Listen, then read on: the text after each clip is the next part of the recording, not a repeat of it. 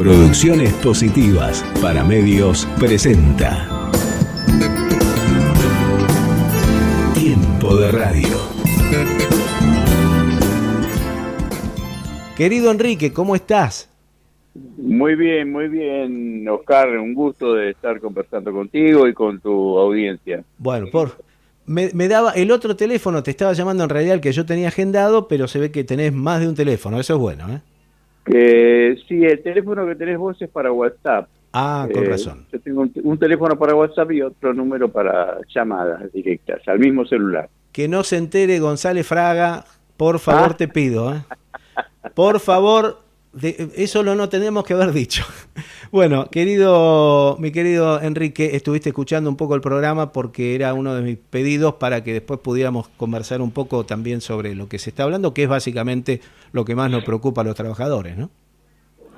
Claro, sí, efectivamente. Ahora, hay algunas cuestiones que dicen respecto al motivo real por el cual los trabajadores están pasando por las circunstancias por las que están pasando. Porque, por ejemplo, el propio gobierno acaba de anunciar que este primer trimestre de este 2022 se batieron récords de exportaciones. Se exportaron cerca de 12.000 millones de dólares, a razón de 4.000 millones de dólares por mes. Ese es un récord de exportaciones de toda la historia de Argentina. Y mientras se manejan esas frioleras de dólares en exportaciones, los salarios de los trabajadores son los más bajos del siglo. Entonces, así, claro, es muy fácil hacer este tipo de propaganda neofascista que hace el gobierno cuando dice que bajaron la desocupación al 7%. Y claro, con la miseria que se gana, cualquiera tiene un empleado. Inclusive ponen como empleado a la gente que está trabajando en negro, y la gente que trabaja en negro, si trabaja 2 horas por semana haciendo una changuita, lo consideran empleado, ¿no?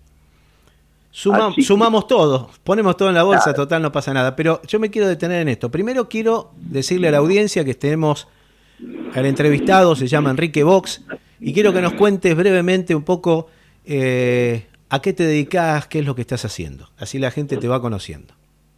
Bueno, yo básicamente soy un comunicador.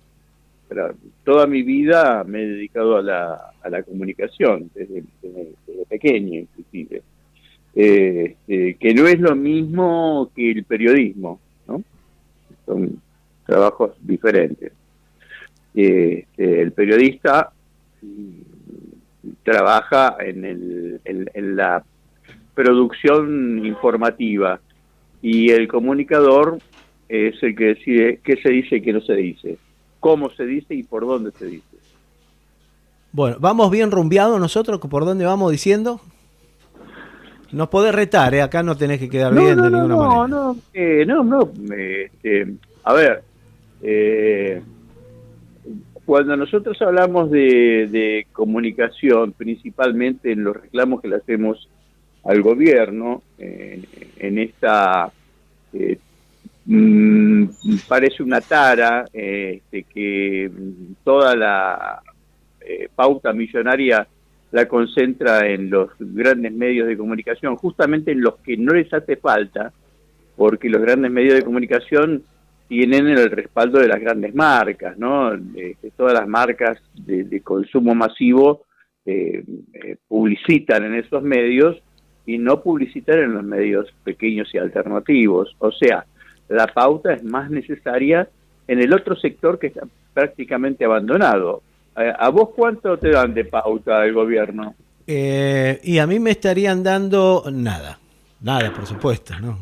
Bueno, es obligación del Estado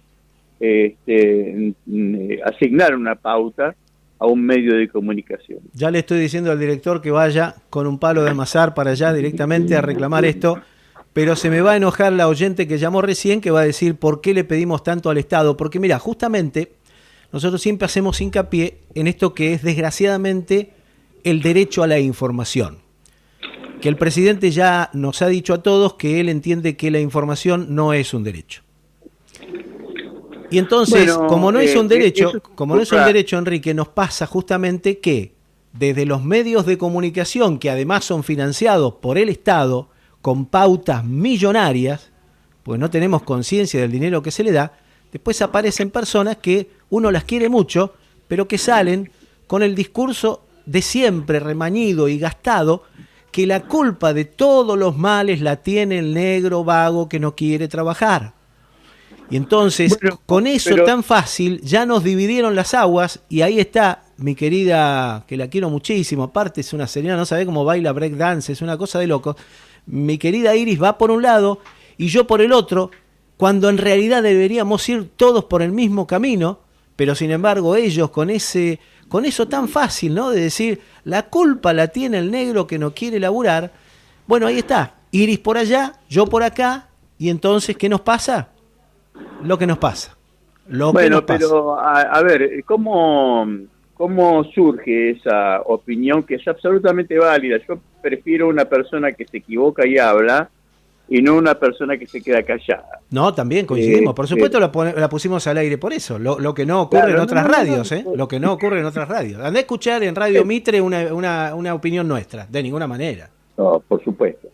Pero justamente siguiendo esa línea de conducta que ustedes están expresando, yo digo que expreso esa diferencia entre el que no dice nada, masculla la bronca y le termina dando un síncope cardíaco, una CB o cualquier cosa por el estilo, mejor que la gente se exprese. Pero ¿cómo se expresa mucha gente, inclusive humilde? Primero escucha lo que le dice un señor de saco y corbata muy bien así escalado, muñequito de torta de la televisión. Perfume François, digo yo. Claro, exactamente, que se levanta a las 10 de la mañana, va al bar, toma un café, manguea el diario y lee, y nunca estuvo a las 4:30 de la mañana en una estación de tren atiborrada de gente que va para el trabajo. Metiéndose en esas latas de sardinas que son los trenes, diseñados para que la gente viaje mal y no tenga tiempo para quejarse, después no tenga tiempo para razonar, llegue cansado del trabajo, vuelva destruido del trabajo, y no tenga más remedio que meterse en un medio de comunicación que lo distrae porque necesita evadirse de la realidad, y después esa gente que escuchó eso lo repite. Milita la peor comunicación. Son militantes de la comunicación comercial, que por supuesto no te van a recomendar un producto bueno, porque ellos tienen que recomendarte el producto que le pagan para que le recomiende.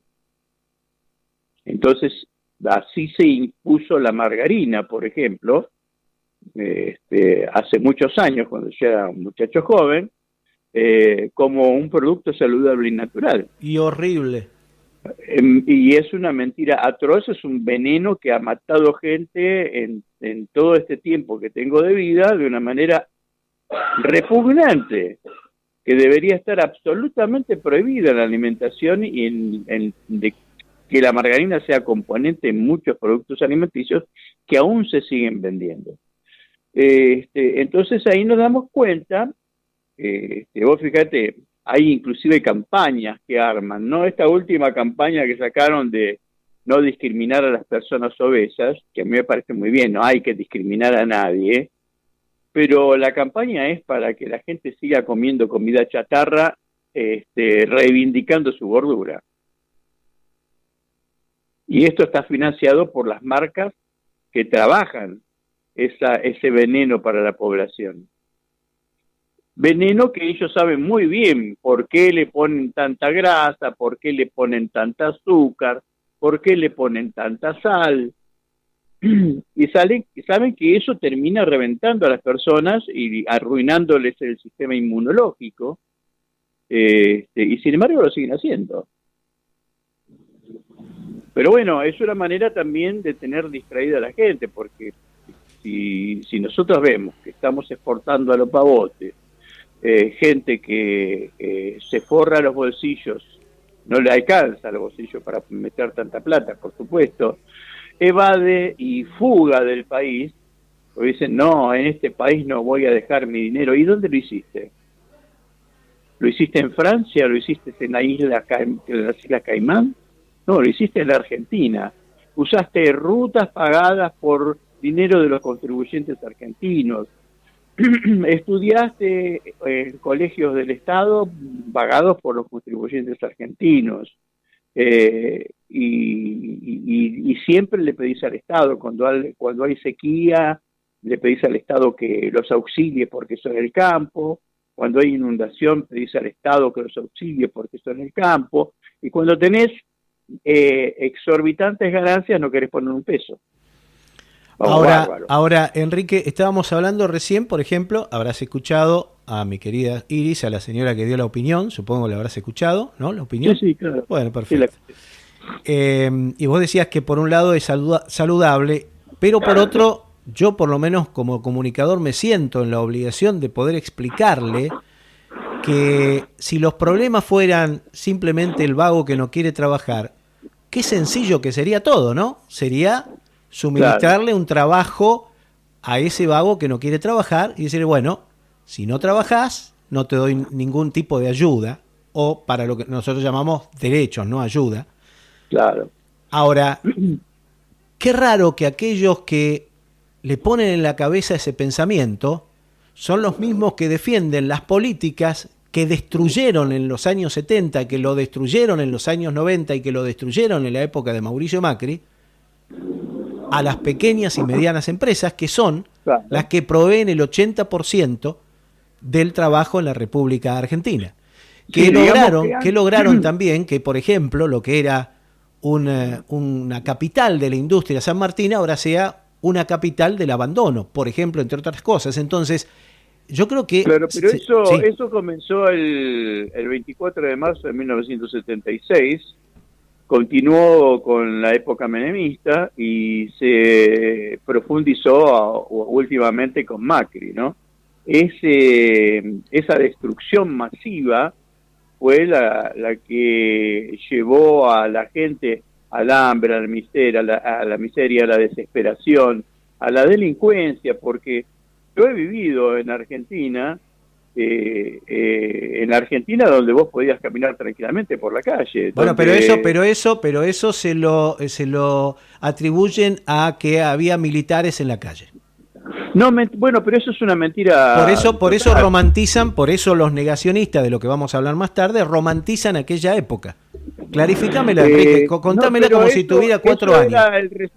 Eso era el resultado del funcionamiento de los clubes de barrio, del pleno empleo, de la plena industria, donde vos paseabas por San Martín y donde veías un chalecito con un garage, el auto vivía en la puerta, porque en el garage seguramente había 2 o 3 tornos que habían aprovechado para poner y para trabajar para la industria. Fuimos un país industrial, somos un país desindustrializado. Por eso a los señores del campo, que no son el campo, del campo es la familia campesina, no las corporaciones agrarias. Estos tipos no les interesa el bienestar del pueblo porque ellos total exportan. Siembran, arruinan el suelo, envenenan el aire, el agua, a las personas, fumigan por arriba de las escuelas, después exportan, no necesitan mano de obra porque hoy las cosechadoras trabajan con GPS, la mano de obra en el campo prácticamente no existe. Y los que existen son esclavos. Y los que existen son esclavos que todavía les pagan con vales. ¿Cuándo les pagan? Constantemente se encuentran trabajadores esclavizados en el campo. Y los señores de ese campo no tienen la menor vergüenza de ser expuestos de semejante forma. Pero si me permitís, le voy a describir a la señora Taíla, ¿no? ¿El nombre? Por favor, porque yo lo que creo fundamentalmente es esto, ¿no? Que la desinformación nos hace justamente dividirnos y que esa división, no el negro que no quiere trabajar, sino la división que hay entre nosotros, que debíamos estar plantados en la misma clase social a la que pertenecemos, pero no solamente desde lo real, sino desde lo discursivo, desde la ideología, es lo que justamente ha permitido que hoy estemos viviendo estas cuestiones. El desclasado, el que toma una ideología prestada y desgraciadamente la usa porque le parece muy, muy sencillo conversar y decir esas cosas tan fácilmente, sin ir al meollo de la cuestión y ponerse a pensar que ahí es donde cuesta. Quiero que Enrique entonces me cuente. Vamos a escuchar y nos desanamos todos, por favor. Sí, todos, inclusive yo. El tema es precisamente lo que acabas de decir, la desinformación, porque estoy seguro que Hilda, que no dudo de que sea una excelente persona, porque por lo que expresa a ella lo que le preocupa desde el fondo de su corazón es la honestidad. Y se maneja con esa honestidad que le permite su conocimiento. Entonces, Hilda no sabe que nosotros en Argentina tenemos 3 segmentos fundamentales. Uno, el que va a lo largo de la cordillera de los Andes, que es la cuenca del cianuro. Se le dice la cuenca del cianuro porque es el material que se utiliza para separar los metales de la tierra, de las rocas, etcétera, que usan las mineradoras para separar el oro, la plata, el estaño, el cobre, el zinc, las tierras raras, etcétera. Todos esos minerales se los roban las empresas del Commonwealth y de Gran Bretaña, porque cuando las mineradoras no pertenecen a Gran Bretaña, pertenecen a Canadá o pertenecen a Australia, que son países dependientes de la corona británica. Ellos se llevan esos minerales, pero millonada de dólares por año, a declaración jurada. No tienen ningún control del Estado. Ellos nos dicen, nos llevamos 3 kilos de estaño. Ahora, dentro del lingote de estaño hay oro, pero eso lo saben solamente ellos. Y nos dejan el 3% de royalty, cuando en el mundo las mineradoras pagan el 30 y el 40%. Y de ese 3%, por una ley menemista, ellos tienen derecho a descontar costos. Y encima tienen regalías según por cuál puerto exporten. Y de ese oro, y de esa plata, y de esas tierras raras, y de ese cobre, de ese zinc, no nos queda nada. Nosotros se la llevan todo. Esa solamente es la cuenca del cianuro. Después tenés la cuenca del glifosato, que es esta gente del campo, esta buena gente del campo, que hoy vos, yo, todos en la ciudad no pasamos nunca por el campo, pero tenemos glifosato en sangre, que es un veneno, es cancerígeno, es abortivo, provoca malformaciones en las nuevas generaciones. Esa cuenca del glifosato se caracteriza fundamentalmente por evadir y fugar. ¿Por dónde evade y fuga? Por la cuenca fluvial. Porque tenemos todos los puertos, ninguno está controlado por el Estado.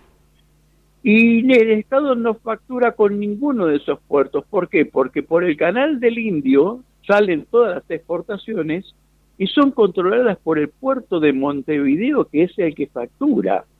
O sea, de todo nuestro movimiento cerealero, agrícola, ganadero, quien factura es el puerto de Montevideo, no nosotros.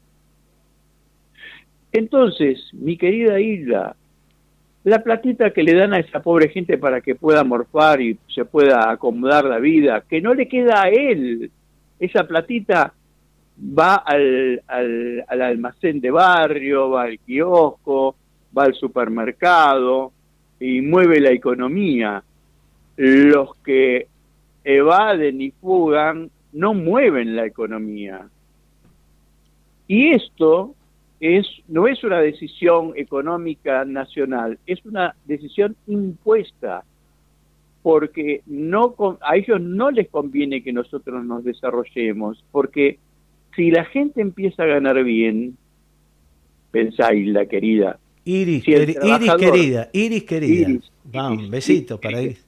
pensá, Iris querida, si al trabajador le pagan bien, si al jubilado le pagan bien, ese jubilado le puede comprar un juguetito al nieto y desarrolla la industria del juguete. Si el trabajador gana bien, se puede comprar unas zapatillas, se puede comprar un par de zapatos, puede salir a comer un día con la mujer afuera, que tiene derechos, son cosas naturales. El esparcimiento, la recreación quiere decir recrear, generar la capacidad nuestra para crear nuevamente y crear mejor. Y el bar tiene derecho a que un trabajador se siente y consuma, porque si el trabajador no se siente y consuma, el bar, el restaurante, el cine, el teatro, no facturan, se funden, los trabajadores se quedan sin empleo, y ahí aparecen los vagos, los que no quieren trabajar. ¿Y cómo van a querer trabajar si lo dejaron sin laburo? Quieren trabajar, pero no pueden. Esa cadena es conocida porque en todo el mundo se sabe que la pobreza no es negocio, porque el pobre no consume. No es negocio la pobreza, se sabe muy bien, pero se impone la pobreza para que nosotros no nos desarrollemos, no nos tecnifiquemos. ¿Vos sabés cuántos premios Nobel se pierden en Argentina por la cantidad de chicos que están desperdiciados por el Estado? Porque no son rescatados de las villas de emergencia, de los barrios. Yo, por ejemplo, no vivo en una villa de emergencia, yo vivo en el Abasto. Yo miro por el ventanal de mi casa todos los edificios de frente de mi cuadra, y hay un montón de chicos que han desaparecido del barrio porque cayeron en la cuenca de la droga. Y no están más porque se murieron. Y yo en mis 20 y pico de años que hace que estoy viviendo en este lugar, los he visto en el proceso, cómo se van deteriorando con el Paco en determinado momento, y que estuvo muy de moda, y los veía fumar en las puertas de los edificios. Y son, estoy diciendo, edificios de departamentos que los alquileres son carísimos, la propiedad es carísima, no son barrios humildes. Y sin embargo caían en la misma, porque uno de los problemas de la desindustrialización del 76, de los 90 con Menem y de Macri, es que en Argentina nosotros veníamos con que las nuevas generaciones mejoraban su calidad de vida. Bueno, ahora no. Ahora la generación anterior que había podido comprar un departamentito, hoy tiene 2 hijos que no consiguen ni siquiera alquilar. Y la herencia esa que van a tener, muy probablemente no les quede nada, porque la persona que consiguió comprar el departamentito probablemente la pierda porque no puede pagar las expensas con la jubilación que tiene. Y no hay políticas públicas de habitación, porque en Argentina hay una clase estructural de inquilinos. ¿Qué es una clase estructural de inquilinos? La clase esa que el abuelo alquiló, el padre alquiló, el hijo alquila, los nietos van a alquilar. Eso es un absurdo. El alquiler primero tendría que ser libre y cada uno pedir lo que se le dé la gana por el alquiler. Pero tiene que haber política habitacional para que el alquiler sea algo que alguien necesita por emergencia. Vos necesitas viajar por negocios a Córdoba y te vas a Córdoba y te alquilas un departamento. Y el dueño se pide lo que quiere y si vale vos se lo pagás, y si no vale lo dejará vacío y no gana nada. Y tiene lucro cesante. Pero vos tenés tu casa habitación. No puede, cuando hay inquilinato estructural, quiere decir que hay un trabajo mal hecho de parte del gobierno, del Estado, ¿no es cierto? Entonces, esas cadenas de involución no son impuestas desde el extranjero, lamentablemente. Nosotros no somos dueños, nosotros ya no somos ni siquiera una colonia, somos una factoría. Porque, por ejemplo, ahora que están en conflicto con China, quiero ver el campo a quién le vende, si no le vende a China. Y lamentablemente los negocios que se hacen entre Argentina y China se hacen entre filibusteros de acá con filibusteros de allá.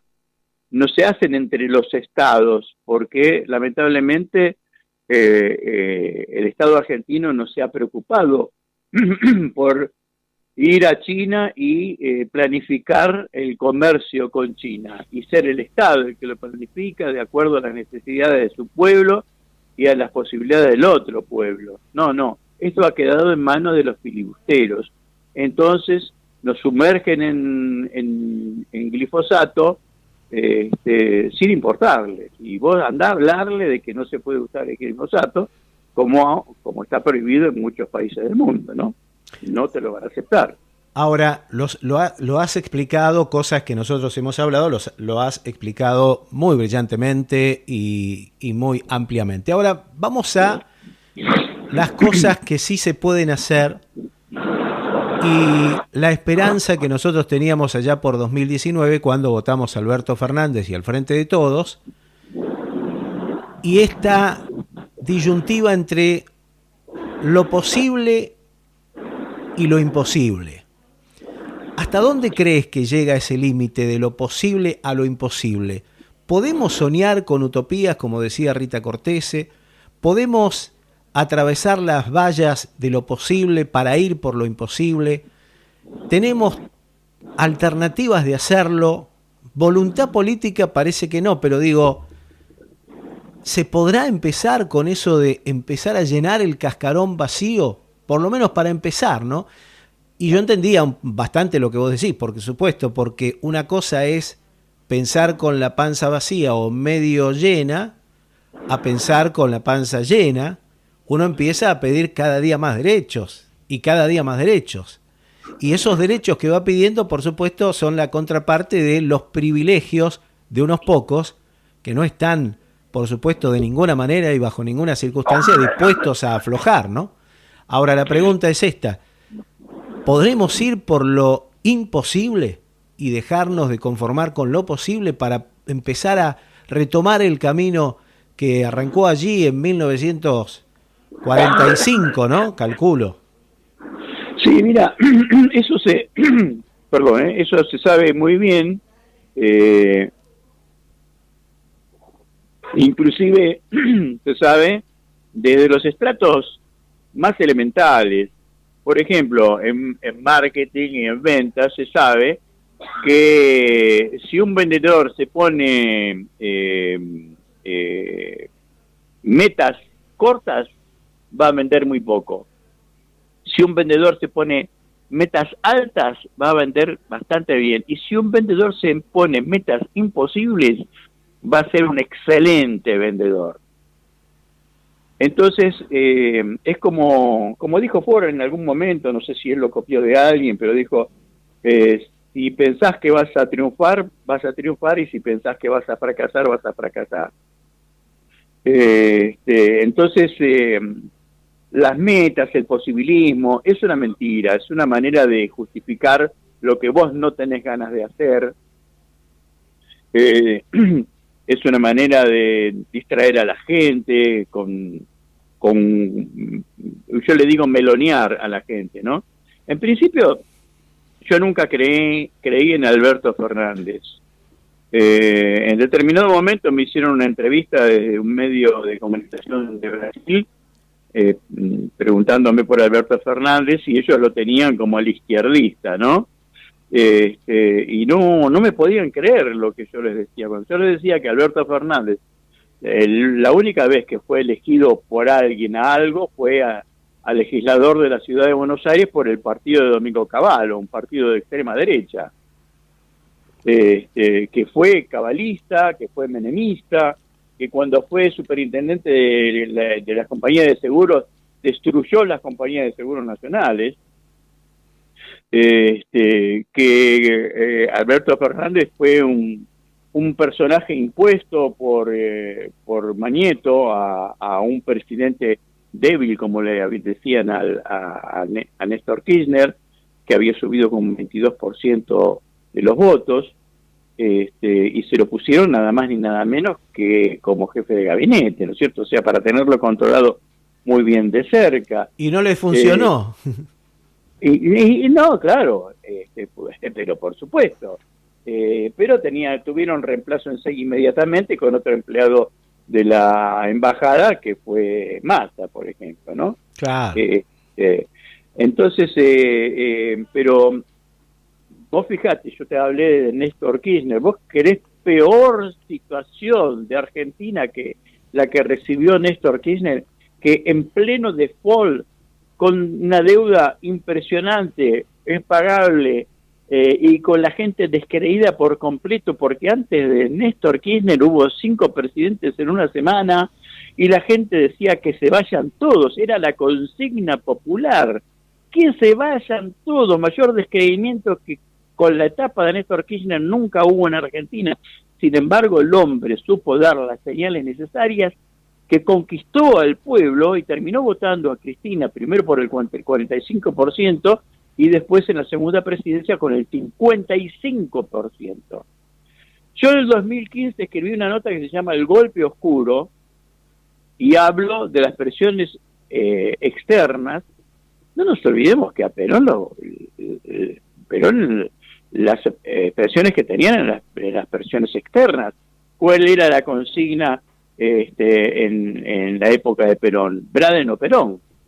¿Quién era Braden? El embajador norteamericano. Las embajadas siempre tuvieron un protagonismo nefasto en Argentina. Por algo somos factoría, ¿no es cierto? Entonces, si Néstor hubiera sido un posibilista, no hubiéramos vivido los 12 años que vivimos. Que este miserable de Fraga decía que nos habían hecho creer que teníamos derecho a tener un celular, una moto. ¿Y para qué trabajamos? Porque el trabajo dignifica, ¿no es cierto? Pero el trabajo dignifica cuando vos podés vivir con tu trabajo. Pero cuando vos te desvivís y no podés ni siquiera sobrevivir con tu trabajo, porque ahí hay otro factor, ¿no? Cuando hubo la flexibilización menemista y la gente fue puesta a trabajar 12, 14 horas en vez de 8, los padres, para poder alimentar a sus hijos, los tuvieron que abandonar, porque si el padre no está mínimo 4 horas por día con su hijo, ¿quién lo educa? El televisor, el barrio, el dealer, que lo empuja al alcohol, a las drogas, a la prostitución, a las peores costumbres, a la falta de respeto. Entonces, después nos quejamos de la inseguridad, pero si nosotros ponemos en marcha la maquinaria de la miseria, vamos a tener inseguridad, no hay otra posibilidad. Y la promesa es: cuando volvamos vamos a hacer todo lo que veníamos haciendo en esa misma dirección, pero a mayor velocidad. No, bueno, pero eso era una mentira. No, es lo que van a hacer, Enrique, si vuelven, es lo que van a hacer.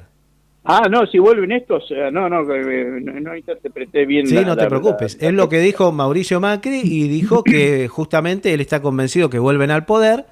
El señor que debiera estar dando explicaciones a la justicia está jugando las cartas en no sé dónde, con permiso de los mismos de siempre, de los mismos hipócritas, mentirosos, llamados jueces y fiscales y demás. Pero bueno, lo cierto es que dijeron que iban a ir más rápido. Y yo hablaba hoy, justamente, si escuchaste, de la cultura del trabajo chino, que significa eso, a lo que nos quieren convertir a nosotros, en esclavos miserables, cuyo trabajo no nos alcance ni siquiera para poder cambiarnos una remera y que andemos con la remera con agujeros, ¿no? Que tenemos los trabajadores hoy... Sí. Vos sabés que las cosas que ocurren en el exterior de los países son bastante particulares, ¿no? En principio, los principales explotadores de los inmigrantes bolivianos son bolivianos. Los principales explotadores de los españoles y de los italianos cuando vino la gran inmigración en los principios del siglo pasado eran los españoles y los italianos. Eso es una mueca humana lamentable, y genera uno de los negocios más importantes, aunque repugnantes, del mundo, que es el tráfico de personas, ¿no? No es un invento de este siglo. Mientras tanto, en China lo que ocurre es muy inverso a lo que ocurre acá en Argentina con los mismos chinos. China sacó de la pobreza a 700 millones de chinos, y hoy, si vos recorres la información sobre China producida por generadores de contenido que viven en China, de todas las líneas intelectuales, más de izquierda, más de derecha, de centro, incautos, no te pueden mostrar una villa de emergencia china. Y cuando te hablaban de los muy pobres en China, te hablaban de los chinos que tenían las patitas metidas en el arrozal, en el agua del arrozal, pero no eran subnutridos, porque allá la tierra es de todos. Es del pueblo, no hay gente que no tenga dónde vivir como nosotros, que acá nuestros hijos crecen y no tienen derecho a 1 metro cuadrado de tierra, cuando somos uno de los países con menor densidad poblacional.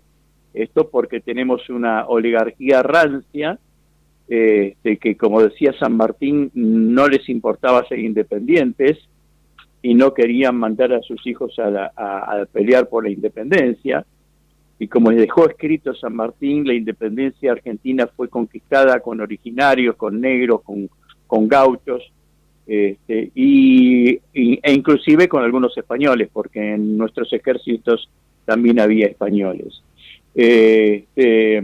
Como hubo de otras nacionalidades, ¿no? Como el almirante Brown y tantos otros que hacían causa común con nuestra independencia. Pero yo cuando decían había 2019, yo decía, por supuesto voté a este gobierno, ¿no? Porque ¿a quién voy a votar? Bueno, no voy a votar de nuevo a Macri. No, nunca voté a Macri, pero digo, no voy a votar para que vuelva Macri. Pero yo decía, ¿de qué nos sirve ganar las elecciones si para ganar las elecciones tenemos que entregar el gobierno? Porque la cuestión está en los convencimientos, Oscar. Vos Bueno, sabés que allí está, ¿no? Ahí está la polémica, ¿no? Ahí está la polémica que se va generando. ¿Cómo, perdón? ¿Sabés qué es un placebo? Contame. Un placebo es un medicamento que no sirve para nada, pero el médico te lo da y vos te curás. ¿Por qué? Porque el médico, con total convencimiento, te dice, no, tómese esto que le va a ir mejor, el dolor le va a desaparecer, y etcétera. Y los placebos, esto es información científica, no es que se me ocurre a mí, ¿no? Los placebos tienen un alto grado de resultado positivo. ¿Por qué? Porque la gente se convence. Y nuestro subconsciente maneja la maquinaria química de nuestro organismo, y si nuestro subconsciente se convence que está tomando algo que le va a hacer bien para tal cosa, le va a hacer bien. Ese es el placebo es un convencimiento que tiene resultado positivo. Y a mí nunca me pasa, y sufro más. Bueno, no, los seres humanos no somos unidades de medida, todos somos diferentes, pero en lo regular, en la generalidad, el placebo tiene un alto resultado. No en todos, por supuesto, pero tiene un alto resultado. Y estos convencimientos que nos mandan a nosotros, que no es posible, que con Cristina Sola no alcanzaba, nos decían los miserables marketineros, que leyeron más a Durán Barba que a Perón, y aplican el criterio marketinero, cuando para vos manejar un gobierno desde el marketing necesitas contar con los medios de comunicación, porque si no el marketing no funciona. Y nosotros los nacionales y populares, no contamos con los medios de comunicación, todo lo contrario, están en contra nuestra los medios de comunicación. O sea, ¿qué nos queda? Y todos, la política. Y todos la los política. medios. Sí, nos queda la política. Olvidémonos del marketing. No, porque Durán Barba decía que Franfrunfla. No, eso es una mentira. Y a nosotros nos han venido tapando la boca, los que nos quejamos, el sector precisamente albertista. No, cuidado porque si no vuelve Macri. Y con Menem nos decía, no critiquemos a Menem porque si no vuelven los militares. Con De la Rúa decía, no critiquemos a De la Rúa porque si no vuelve Menem. Y ahora nos critican y nos dicen, cuidado, no, porque si no vuelve... No, mentira.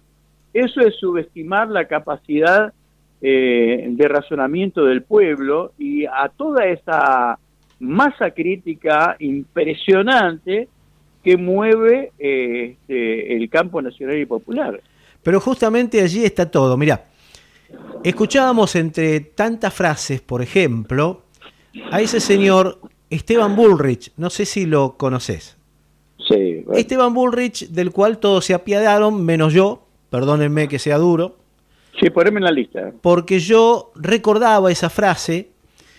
Me da pena que nosotros trabajemos, viste, justamente estábamos hablando de esto, ¿no? De trabajar a pulmón, no poder tener un disco rígido que nos permita tener todos los comentarios y poderlos pasar en el momento. Por ejemplo, ese genial extracto de Enrique Pinti y su salsa criolla, donde nos habla justamente de esto de echarle la culpa a los negros.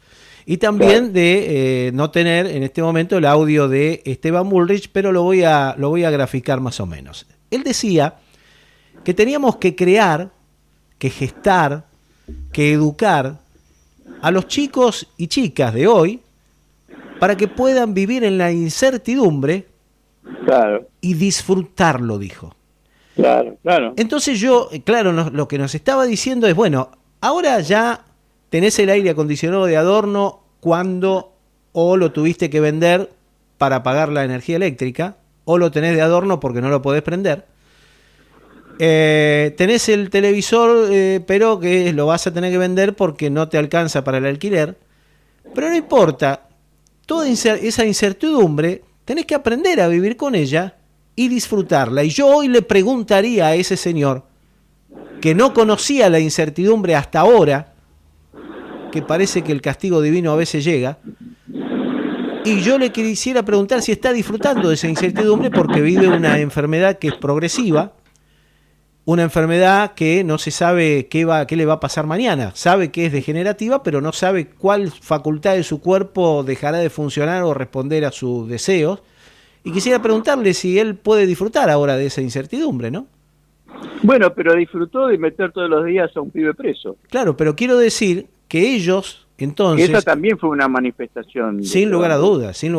Pero bueno, quiero decir que ellos vienen entonces con ese pensamiento de sacar absolutamente todos los derechos y de desinformar, de dividirnos, y está en nosotros poder hacer escuela todos los días, quizás con un lenguaje más pulido como el tuyo, o quizás con un lenguaje más reprimido y, digamos, básico como el mío, pero poder hacer esa escuela todos los días, de poder explicarle que toda esa información que recibimos, viste que en los canales de televisión nos dicen a la mañana lo que tenés que saber para salir a la calle. ¿Por qué es eso lo que tengo que saber? ¿Por qué no tengo que saber otras cosas?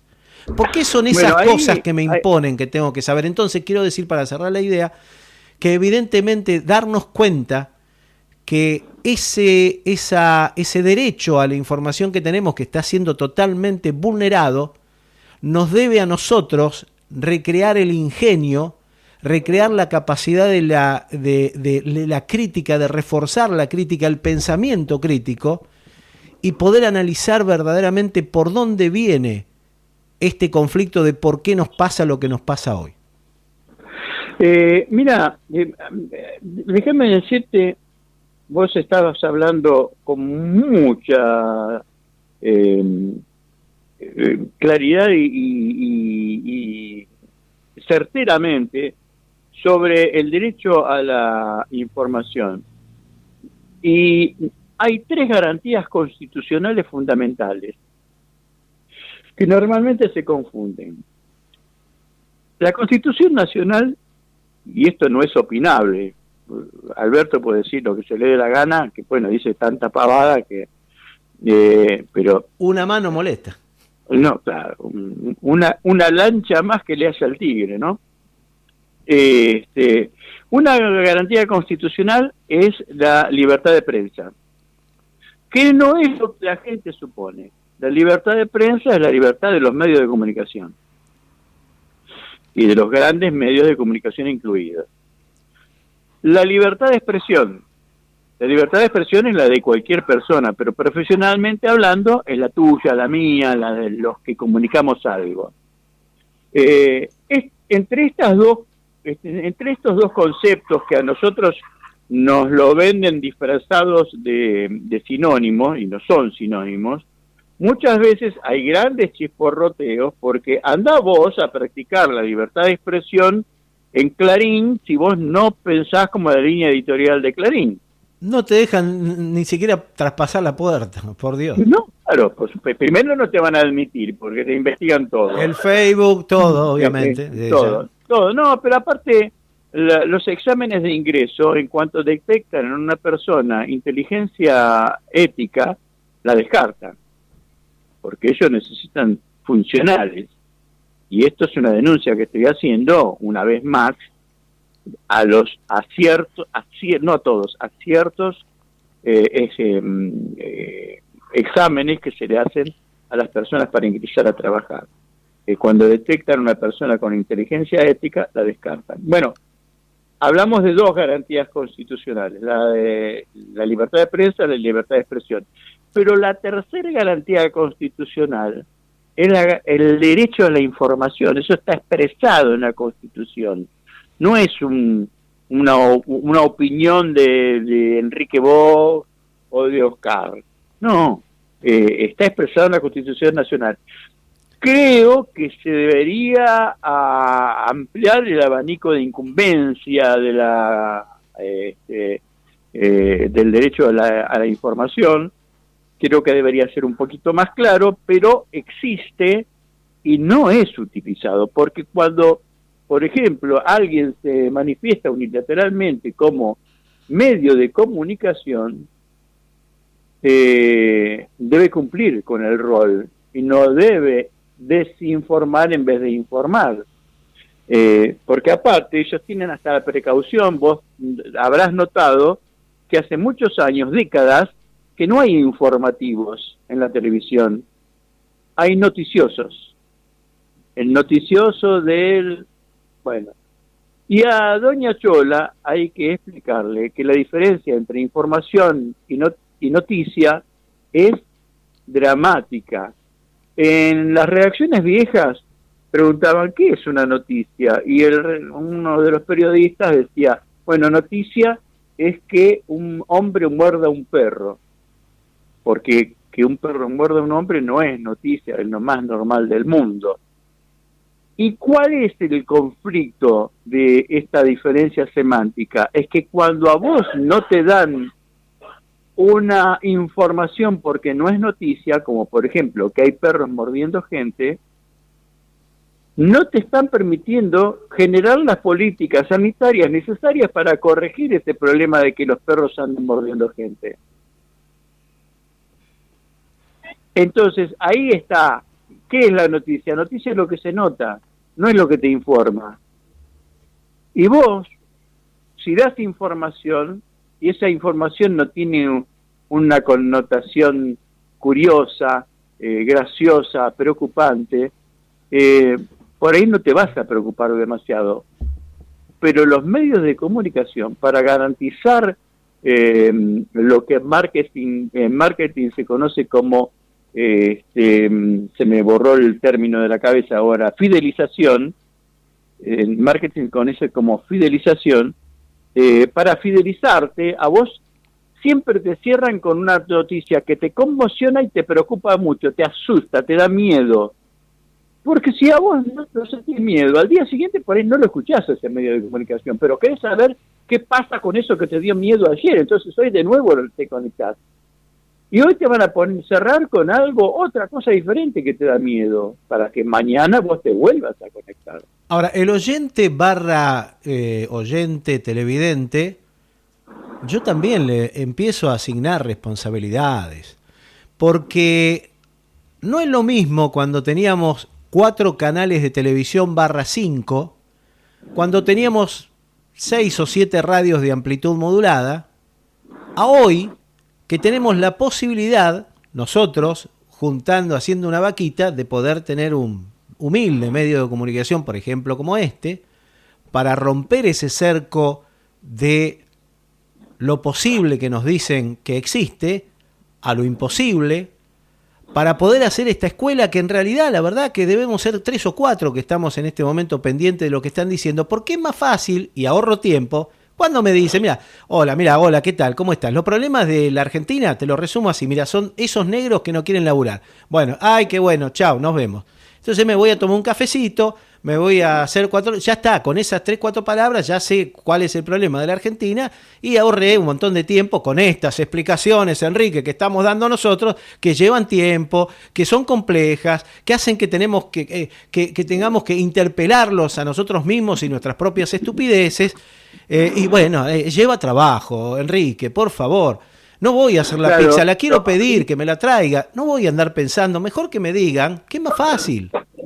Pero mirá, ahí, Oscar, fíjate, yo hace un tiempo daba unos talleres de comunicación en los que expresaba un problema de no haber articulado la comunicación en las épocas de mejores del kirchnerismo, que inclusive se puso mucha plata en la generación de contenidos, pero lamentablemente es raro lo que estoy diciendo, ¿no? Lamentablemente todos los muchachos y las chicas que se compraron una camarita, un micrófono, un grabador, etcétera, se pusieron a generar contenidos de calidad para el premio y etcétera, intelectuales.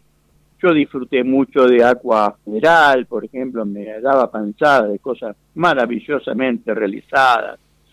Pero yo vivo en el Abasto, no vivo en el Merlo profundo. Pero esos millones de personas que vienen a trabajar a Capital Federal o a otros destinos que utilizan los ferrocarriles, que cito Merlo, Padua, no sé, Plátanos, lugares distantes y desde los que viene mucha gente a trabajar por acá, que se levantan a las 4:30 de la mañana, que hacen 4 o 5 cuadras de calles de tierra, de barro si llovió, para esperar un colectivo que tarda lo que se le da la gana para llevarlo a la estación y tarda media hora en llegar a la estación de trenes, va abarrotado, cuando se baja del colectivo sale corriendo para no perder el tren, se sube a un tren abarrotado que lo deja en 11, sale corriendo a tomar otro colectivo abarrotado porque estamos hablando del horario pico, llega al trabajo ya destruido, en el trabajo lo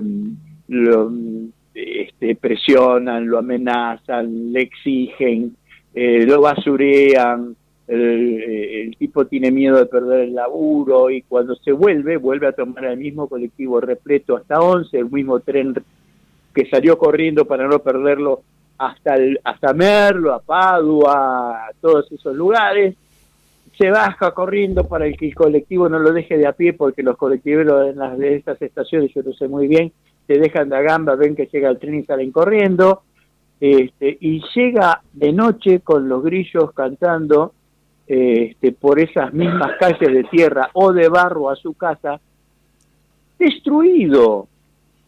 ¿Cómo le pedís a esa persona que elabore pensamientos elevados?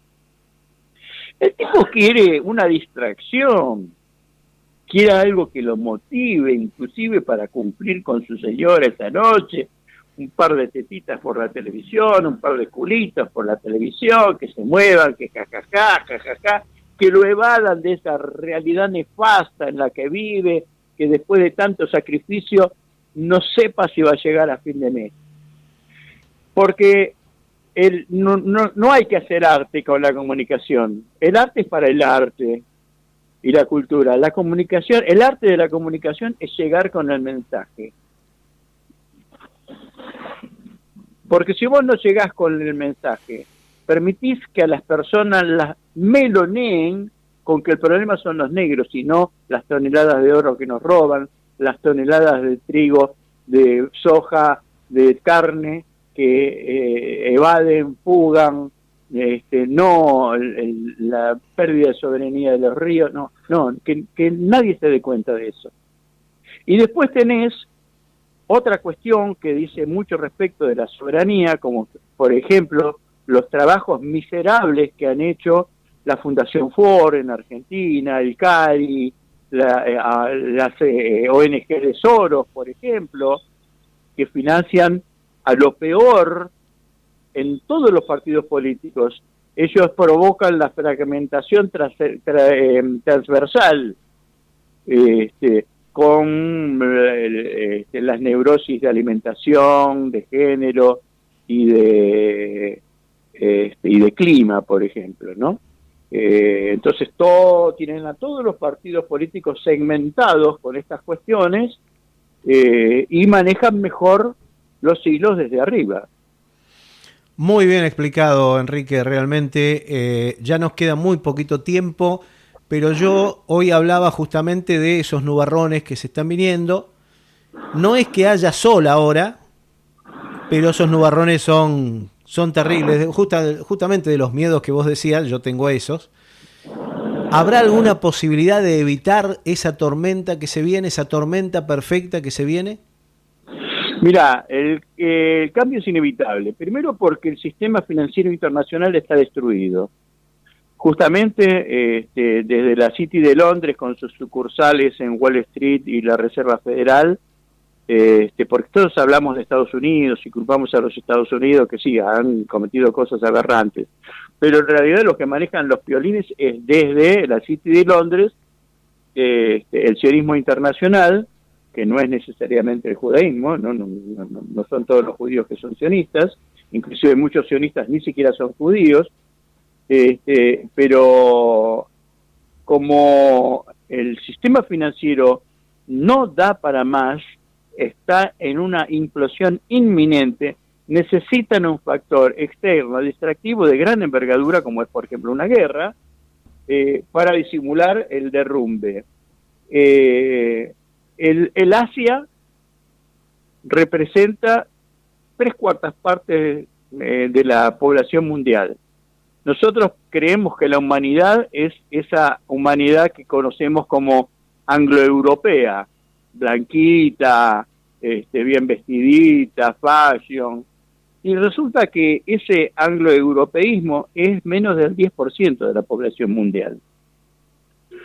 En septiembre del año pasado se consolidó el Foro Económico Oriental, que agrupa a 5.000 millones de personas. Esa es la humanidad.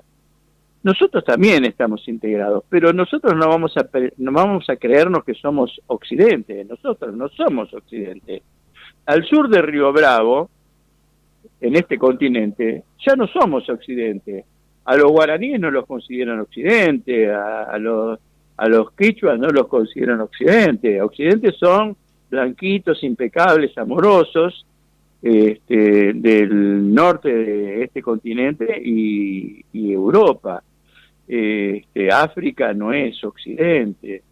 Entonces, ese nuevo mundo está viniendo y nos va a alcanzar. Ese cambio geopolítico, más la madurez de nuestros dirigentes, puede consolidar esta esperanza que necesitamos concretar todos nosotros para tener un país pujante como el que tuvimos, donde la industria aeronáutica fue la que inspiró a la industria aeronáutica rusa, y los aviones MiG se inspiraron en los aviones a reacción argentinos, donde fabricábamos automóviles, locomotoras diésel eléctricas, vagones de subterráneo, y todo eso se desmanteló. Y necesitamos volver a la industrialización porque es la manera de que la gente recupere el nivel de vida y cambie. Y ahí me cierra, perdón que te interrumpa, ahí me cierra justamente eso que se destruyó. ¿Cuántos millones de trabajadores se quedaron sin su lugar de trabajo, si pudiéramos hacer un mínimo cálculo? Claro. Porque como la derecha nos dice esto, y se lo inculcó a Iris también, que finalmente la culpa de todo es nuestra. No es que se desmanteló muchas cosas y que quedaron cientos de personas en la calle.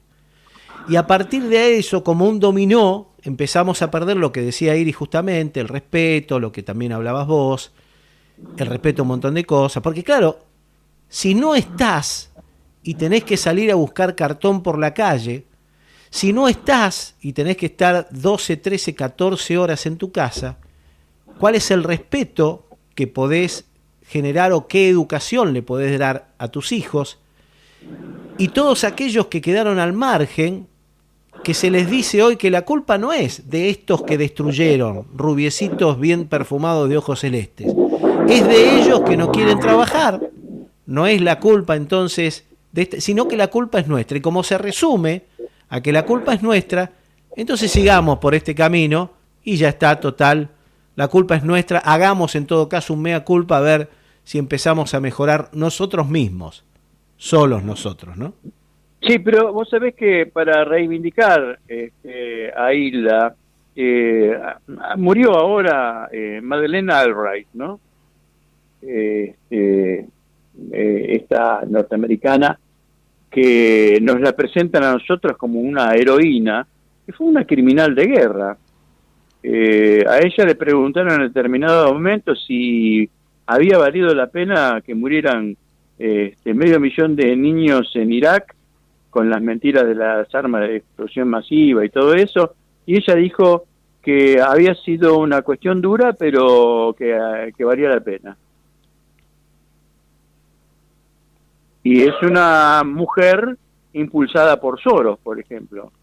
Es más, Soros, con la muerte de ella, sacó un tuit que te lo leo, dice: Madeleine Albright fue una estadista astuta, ¿no? Bueno, erudita y una verdadera campeona de la libertad y la democracia. Mirá cómo la llaman. Sí, no, pero lo que pasa es que la libertad es una de las palabras más bastardeadas de los últimos años, porque, a ver, lo que yo, con mi pequeña intelectualidad, tan pequeña y tan quizás privada de ese maravilloso léxico que yo te reconozco, y bueno, ni hablar de mi falta de ortografía, por favor, de eso mejor no hablar, pero es mejor tener falta de ortografía que falta de neuronas. Puede ser, sí, yo creo que sí, pero siempre se asocia una cosa con la otra. Otro de los errores. Llenarnos de errores y quitarnos las palabras, nos están desempoderando de palabras tal que nos quedemos en silencio. Vos hablabas justamente hoy de eso, ¿no? Porque hablar por hablar nos lleva a caminos equivocados. Cuando hablamos tenemos que utilizar palabras, tenemos que utilizar hechos de la realidad que sean inobjetables, pero fundamentalmente palabras. Y entonces, ¿no? Claro, razonar. La palabra libertad se ha bastardeado de tal manera que ya cuando yo tengo que decir la palabra libertad tengo que hablar de otras palabras, porque ya la palabra libertad no me sirve para hablar de libertad. Entonces lo que han hecho es, nos han robado las palabras, las más ricas y maravillosas y descriptivas palabras, para dejarnos desnudos.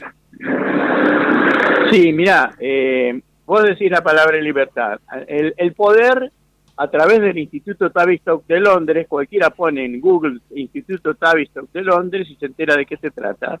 Es un instituto que se encarga de la manipulación de masas. nos tira a nosotros palabras como libertad para que no pronunciemos la palabra soberanía. Porque vos decís libertad, yo quiero ser libre. Y vos decís, bueno, la verdad que salgo de mi casa, voy al supermercado, vuelvo, nadie me detiene por la calle, soy libre, listo, ya está, pero no sos soberano. A vos te dicen la palabra igualdad. La palabra igualdad está tirada para que vos no la aceptes, porque tu subconsciente te rechaza la palabra igualdad. Vos te la podés masticar y decir, no, porque yo estoy por la igualdad. No existe, nadie es igual a nadie. No existe la igualdad. Lo que nosotros necesitamos es ser, ay, se me borró la palabra ahora, equitativos, esa es la palabra. La equidad, no la igualdad, porque la igualdad es una mentira, no existe la igualdad. Lo que existe es la equidad. Vos no le podés dar la misma porción de comida a una persona que pesa 55 kilos que a una persona que pesa 150. Y la 55 kilos es oficinista y el de 150 es un muchacho que trabaja en la construcción. No le podés dar, no sé, no, por la igualdad le tengo que dar el mismo sándwich. No. Tenés que reforzar a uno porque uno necesita menos que el otro y otro más que el primero. Entonces hay muchas palabras por el estilo, hay otras que ahora no se me vienen a la cabeza, pero que nos tiran para confundirnos y que perdamos el hilo del razonamiento. Dividirnos, que es la única posibilidad. Confundir y, por consiguiente, dividir. Enrique, ya no nos queda más tiempo. Yo te quiero agradecer muchísimo por haberte prestado a esta entrevista. Espero que lo hayas disfrutado. Pero no será la última, porque hay tanto por hablar, hay tanto por explicar, hay tanto por hacer escuela. Sí, porque cuando yo grabo el programa después lo escucho y digo, esto es una escuela. Quiero enseñar lo que yo aprendí en estos últimos años de involucrarme y desmarañar la realidad para poder encontrarme con una realidad que no sea lo que me han dicho que sea. Por ejemplo, cuando iba a la escuela, sin ir más lejos, Colón descubrió América. Colón no descubrió América. Claro.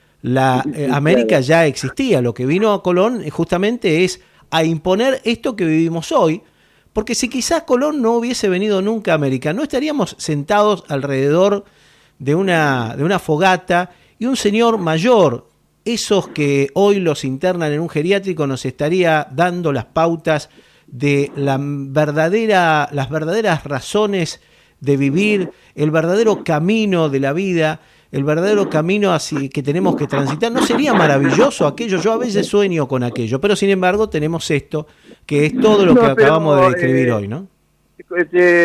Diciendo una cosa, si no hubiera venido Colón o no hubiera venido ninguno de estos miserables europeos que nos trajeron la civilización,